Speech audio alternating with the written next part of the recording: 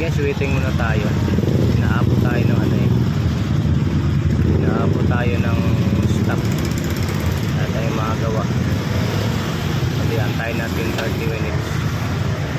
So, ubusin kasi nila yun doon sa dulo. Kunti na lang talaga yung ano. Kunti na lang kami. Hindi pa kami pinadaritso eh. Nakakasap talaga. No choice guys. Waiting naman sa guys. Huwag natin pairalin yung ano, mainit ng ulo kasi baka you tell me tayo dyan. Bakit nga ba? You tell me? Bakit nga ba? So guys, kung magbabiyahe tayo, kung kahit saan guys, dapat ano natin, i-maintain natin yung peace of mind natin. Dapat iwan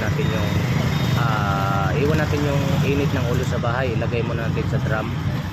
Yung mga kayabangan, iwan mo natin sa bahay, ilagay mo natin sa drum guys. So kasi hindi tayo sasantuyin dito sa mga kalsada guys kung mayabang tayo guys. Kasi mahirap guys kung mayabang tayo. Walang kumakampi sa'yo guys. So you tell me, bakit nga ba? You tell me, bakit nga ba?